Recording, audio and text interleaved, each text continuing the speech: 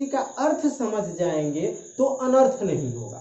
आधी गगरी छलकत जाए, ये क्या मतलब बुरा वो नहीं आप हैं, बुराई आपके अंदर है उसके अंदर नहीं। हे गाइस, स्वागत है आप सबका आज के अपने क्लास में।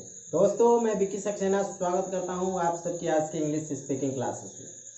दोस्तों आज मैं आपको कुछ इम्पोर्टेंट बातें बताने वाला हूं, कुछ ऐसी बातें जो हम हमेशा रेगुलर यूज़ करते हैं एक मुहावरे के रूप में, ठीक है। तो वैसे मुहावरे जिसका इस्तेमाल आप हमेशा रेगुलर करते हैं वो हम आज सीखेंगे एक एक करके बारी बारी से, कुछ इम्पॉर्टेंट, ठीक है दोस्तों। तो चलिए क्लास शुरू करने से पहले आपसे बता दूं कि आप हमारे चैनल पे पहली बार आए हैं तो प्लीज़ इसे सब्सक्राइब कर लीजिए, ये बेल आइकन को हिट कर लीजिए ताकि हमारे वीडियो के हमारे क्लास के सारे नोटिफिकेशन सबसे पहले आप तक आ जाए। तो चलिए दोस्तों आज की क्लास की हम शुरुआत करते हैं। इस मुहावरा को आप सीखने के लिए, समझने के लिए कॉपी पेन लेकर के रेडी हो जाइए क्योंकि एक एक मुहावरा इम्पॉर्टेंट है। तो चलिए शुरू करते हैं। तो दोस्तों मैंने यहाँ पे कुछ लोकोक्ति लिखी है, इसको लोकोक्ति बोलते हैं। इसका मतलब होता है किसी को ताना मारने के लिए वैसे शब्द का इस्तेमाल किया जाता है। अक्सर आपने भी ऐसा किया होगा। तो चलिए मैं आपको बताता हूँ कुछ शब्द, पहले हम इसका मतलब समझते हैं। बेटर चीज़ें होती हैं आप किसी का अर्थ समझ जाएंगे तो अनर्थ नहीं होगा, ठीक है। वो कहावत है आधी गगरी छलकत जाए, एक लोकोक्ति ये भी हो गई ना, यानी कि जिसके पास आधा नॉलेज होता है ना वो ऐसे ही छलकता है। तो इसके लिए पहले हम पूरे मुहावरे का मतलब समझ ले, ये ना हो कि गलत जगह पे सही जगह पे गलत फॉर्मूला आप यूज़ कर लो, ठीक है। चलिए तो आपको बताते हैं, ठीक है। मैंने यहाँ लिखा है जैसी करनी वैसी भरनी। इसका मतलब समझते हैं, जैसी करनी वैसी भरनी, इसका अर्थ होता है कि आप जैसा करोगे आपको वैसा ही भरना पड़ेगा, यानी कि आप कर्म जैसा करोगे फल आपको वैसा ही मिलेगा। जैसी करनी वैसी भरनी, ठीक है। दूसरा, आप भला तो जग भला, यानी कि आप अच्छे हैं तो पूरा जग, पूरा संसार अच्छा है। आप अगर आप ही बुरे हैं तो पूरा दुनिया आपको बुरी लगेगी।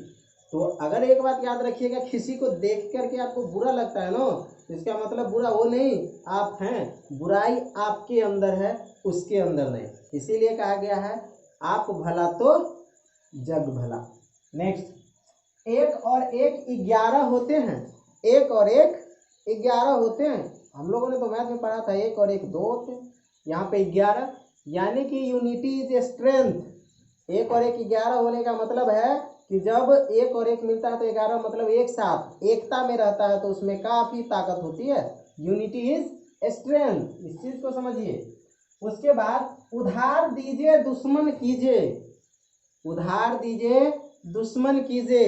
अगर आप किसी को उधार देते हैं तो आप अपनी ज़िंदगी में सबसे बड़ी गलती करते हैं।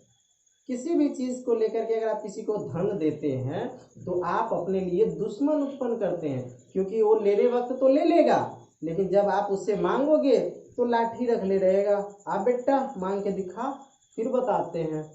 तो इसका मतलब यही होता है कि उधार दीजिए और दुश्मन कीजिए, है ना। तो आप देने के वक्त तो प्यार से दे दिए, बाबू भैया करके ले लिया, जब आपको मांगने की बारी आएगी तो बेचारा लाठी लेके खड़ा रहेगा। है तो जाओ मांग के देखो फिर पता चलेगा। चलो नेक्स्ट, जहाँ चाह वहाँ राह, जहाँ चाह वहाँ राह। इसका मतलब ये होता है कि अगर आप कोई चीज़ करने की ठान लो तो रास्ता अपने आप बनता है, ठीक ना। रास्ता ऑटोमेटिक बनता है जब आप चाहते हो, जब आप चाह लोगे ना तो रास्ता भी खुद ब खुद बनेगा। नेक्स्ट, चुप माने आधी मर्जी। अगर कोई आपको कोई चीज़ समझा रहा है और आप चुप हैं तो इसका मतलब सामने वाला समझेगा कि लड़का को पूरा समझ में नहीं आया, उसकी मर्जी पूरी नहीं है। अगर आपको कहे कि बाबू थोड़ा बाजार जाओ और आप चुपचाप बैठे हो, इसका मतलब है कि इसको समझ रहे हैं ना। समझ जाइए, बात बाकी आप खुद ही होशियार है। दूसरा, आदमी पेट का दास है। दास मतलब गुलाम होता है, आदमी पेट का गुलाम है। पेट नहीं होता तो कोई लफड़ा ही नहीं होता, पेट नहीं होता तो कोई लफड़ा नहीं होता, मतलब समझ रहे ना। ये चाहिए यही तो सब लफड़े की जड़ है। अगर होता ही नहीं तो कोई टेंशन ही नहीं होता। इसीलिए कहा गया है कि आदमी पेट का दास है। मुख में राम बगल में छुरी, ऐसे लोगों से रखिए दूरी। मुंह में राम बगल में छुरी, तो आप ऐसे लोगों से रखिए दूरी, क्योंकि वो तो प्रभु नाम का जाप करेगा, प्यार से आपसे बात करेगा और पीछे खंजर धैले रहेगा। पता नहीं कब मौका मिले जो घुसेड़ दे इसको। तो इसका मतलब होता है मुख में राम बगल में छुरी, मतलब आपसे प्यार से तो बात करेगा, चापलूसी करेगा, लेकिन जब भी मौका मिलेगा शुरू हो जाएगा। ध्यान रखिएगा। उसके बाद कांटे से कांटे निकलता है। बाबू ये कलयुग है, यहाँ कांटे से कांटे ही निकाला जाता है। मतलब समझ रहे हैं ना। इतने भी तो कोई आप लोग ये नहीं हो कि आपको समझाना पड़ेगा कांटे से कांटे निकालने का मतलब। कोई अगर आपके साथ दुश्मनी कर रहा है तो प्यार की भाषा उसको समझ में नहीं आएगा। तो अपने आप को इतना भी कमज़ोर नहीं बनाना है कि कोई भी आए और बस दो को सुना के चला जाए। नेक्स्ट, ताली दोनों हाथों से बजती है। ताली दोनों हाथों से बजती है, इसका मतलब ताली बजाना नहीं है। इसका मतलब है कि अगर आप कुछ गलत करते हो या कुछ अच्छा करते हो तो दोनों तरफ से होती है। आप अगर झगड़ा किसी से किए तो क्या सिर्फ आपके तरफ से ही होता है या सिर्फ उसके तरफ से ही होता है? नहीं, जब तक आप दोनों नहीं भिड़ोगे लफड़ा नहीं होगा। इसीलिए कहा गया है कि ताली दोनों हाथों से बजती है। आई होप आपको समझ में आया। अब चलिए आपको इसका इंग्लिश मतलब समझाते हैं, जो और भी इंटरेस्टेड है। हंसी आएगी वर्ड सुन करके। चलिए दिखाते हैं आपको। तो चलिए अब मुहावरों का इंग्लिश आपको बताते हैं। ध्यान से कॉपी पेन लीजिए और नोट कर लीजिए। 1 से 2 बार पढ़िएगा तो आपको याद भी हो जाएगा। ठीक है, नॉट एट ऑल, कोई बात नहीं है। जैसी करनी वैसी भरनी को इंग्लिश में बोलते हैं as you sow, as you sow shall you reap, as you sow shall you reap. Okay, next, आप भला तो जग भला, आप भला तो जग भला, इसको बोलेंगे to the good the world appear good, to the good the world appear good.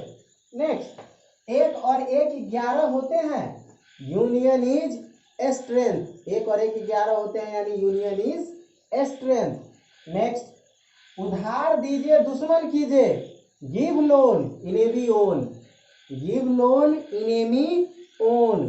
ठीक है, नेक्स्ट, जहां चाह वहां राह, यानी कि where there is a will there is way, where there is a will there is way, जहां चाह वहां राह।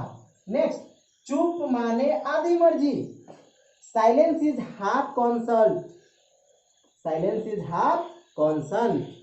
ठीक है, नेक्स्ट, आदमी पेट का दास है, a man is a slave to his stomach, A man is a slave to his stomach. Next, मुख में राम बगल में छुरी, a honey tongue a heart of gall, a honey tongue a heart of gall. कांटे से कांटे निकालता है, one nail drive another, one nail drive another. ताली दोनों हाथों से बजती है, it take two to make a quarrel, it take two to make a quarrel. तो ये थी हमारी आज की क्लासें। समझ गए ना दोस्तों। चलिए आज की क्लास हम खत्म करते हैं, मिलते हैं कल फिर कोई नेक्स्ट क्लास में कुछ और नया लेकर के। तब तक के लिए bye, best of luck and thanks for the watching.